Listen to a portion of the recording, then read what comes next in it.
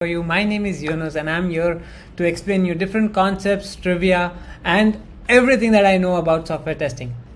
Software testing has been a very interesting part of my life, and with this channel I'm here to give you enough knowledge that I have gathered over the years and share my experiences with you.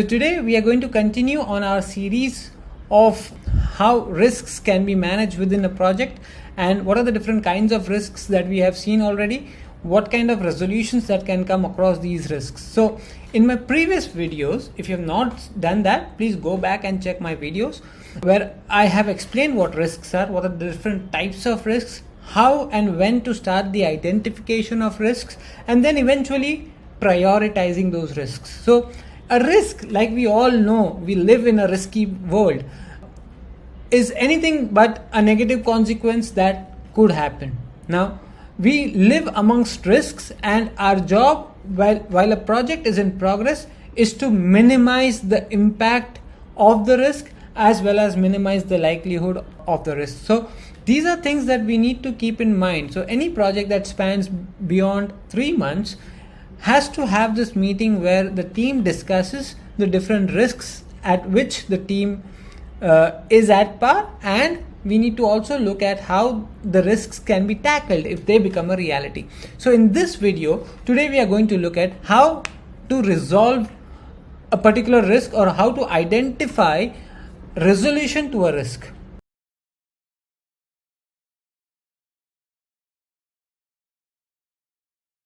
Okay, so beginning with the risk management template, until now we have identified risks with the team, documented them, and prioritized them. Each risk has its own risk score. This on the left is basically a risk matrix.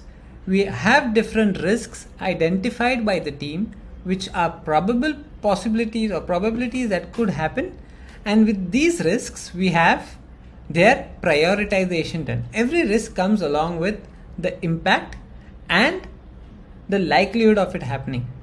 Multiplying the two values gives us whether the risk is a high priority risk, a medium priority risk, or a low priority risk. This matrix is available in the comments. You can definitely download it for your own projects and use it for free. Now, this is something that I've been using almost for 15 years of my experience, and it has always come handy when we are doing risk management and risk assessment. Now let us look at the risk template carefully. First thing is identification and classification of risks. Look at a typical risk over here.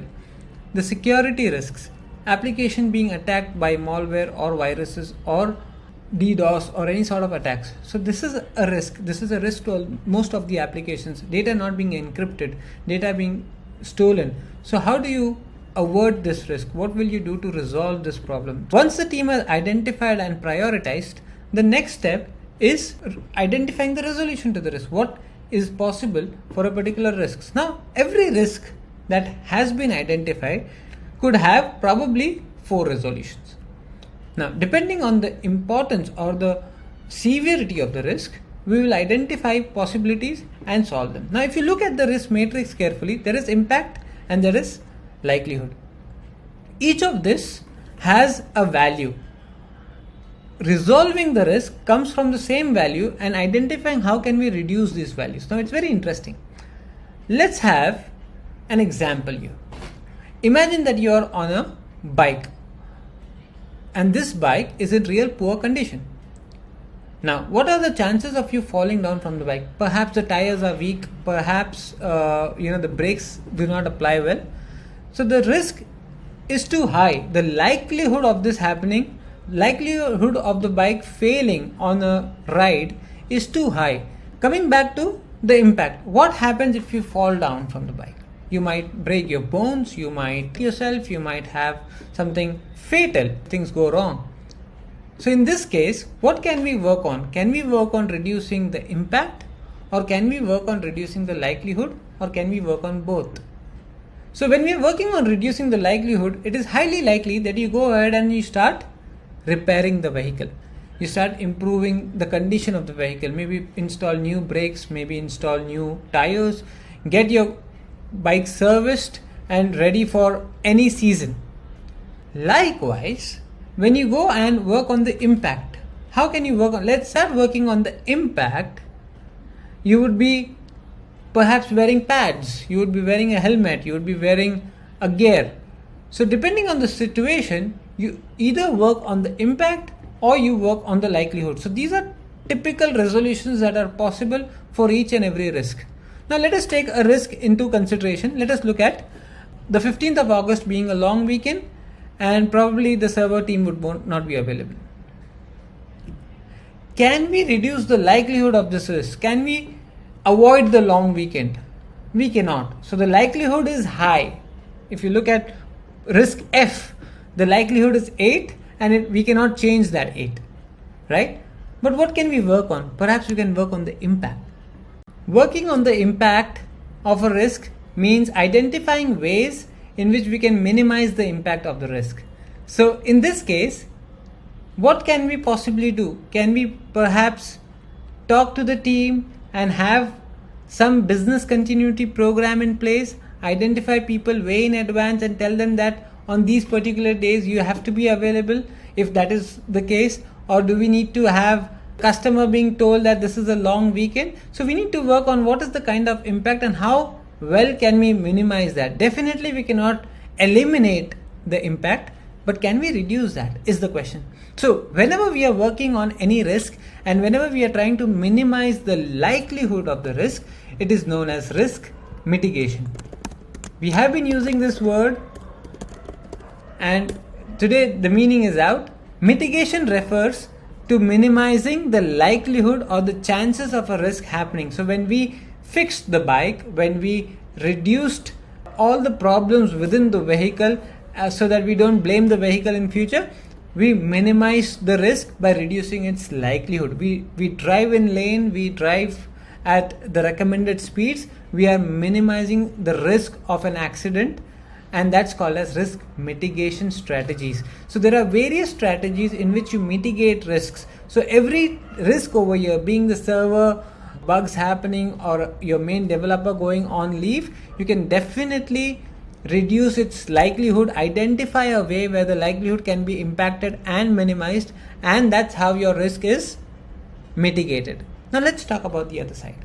How about reducing the impact of the risk? Reducing the impact of a risk is called as risk contingency planning.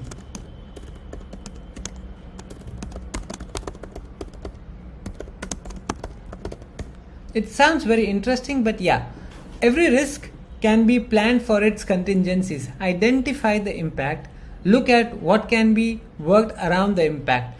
For example, we have the same example of a bike. Imagine that you are on a bike race.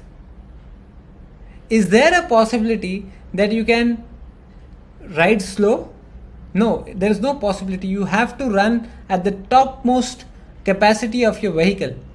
In that case, can you reduce the likelihood of falling by driving slow? No, you cannot. You cannot ride slow on a motorbike race. So what do you do then? Then you work on the impact. All the bikers, all the racers in the world will wear helmets of the best class, will wear full body gears, pads, so that even if they fall off during an unforeseen circumstance, the body is covered and they save themselves. That's exactly what we are doing here with risk contingency planning. When risk becomes a reality, how are you going to minimize the impact? Ensure that you don't have any major trouble when the risk becomes a reality. So the next resolution is risk contingency planning. Identify all possible contingencies and list them down against each risk. Okay. In this video, I expect answers to the risks raised in the comments below. Perhaps if you can tell me some contingency plans that you guys have used, it will be wonderful.